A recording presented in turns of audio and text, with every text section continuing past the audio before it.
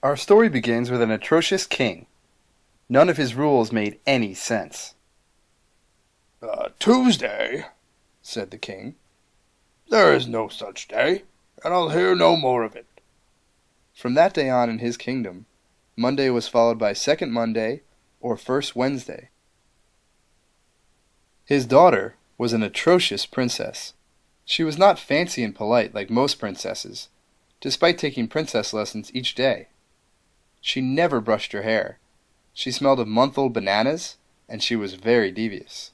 She even set traps inside this story. One day, the princess went missing. In her place there was a note that read, "I've taken the princess. You me catch never will." After reading the note twice, the king commanded the greatest hero in the land to find his daughter. The greatest hero in the land happened to be an atrocious hero.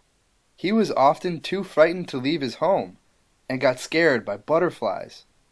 However, he had once defeated 2 caterpillars and a moth in a single battle, and this made him the greatest of all the heroes in the land. The hero rode to the castle of the meanest villain in the kingdom.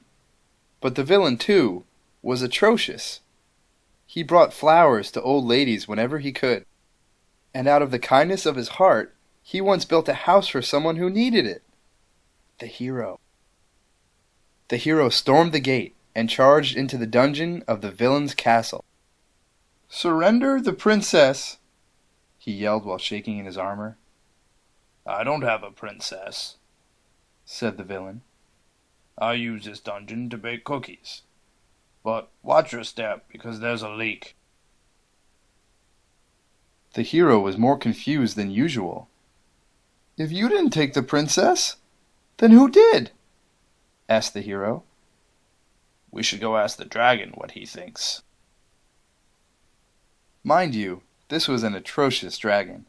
He was known for being smart, not fierce and ferocious like dragons are supposed to be.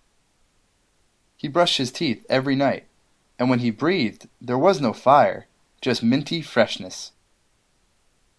The dragon was very upset when they found him. "Someone's stolen my gold, and they left this note in its place," he cried. It read, "Your gold is with the princess. Mine it is now." "This is odd," said the hero. "Very odd," said the villain. Said the dragon, who always flossed his teeth when he was upset. "Perhaps the queen knows something." The queen was running around the castle when they arrived. She was actually not so atrocious. She hired the royal scribes. "My treasures are missing," she cried. "My books and jewels and fine silk. Someone has taken them and left this atrocious note." It read, "Your treasure is mine. Don't trying to bother find it." "Whoever has stolen your treasure has the princess," said the hero. "Here are some flowers," said the villain.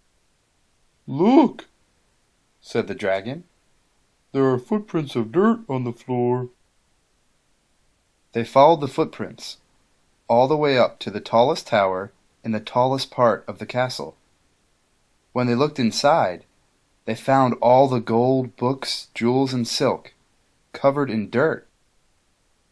And sitting on a throne on top of the pile was the princess. "Why did you steal these things?" asked the queen.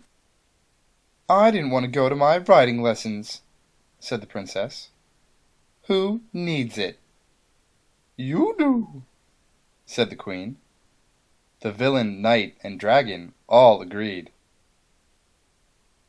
The princess had to return what she had stolen, apologize, and go to her lessons 6 days a week.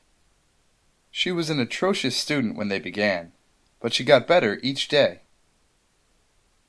It took the dragon hours to brush all the dirt off his coins.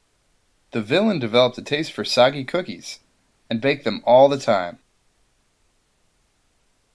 The hero decided it was finally time to battle the butterfly, and lost.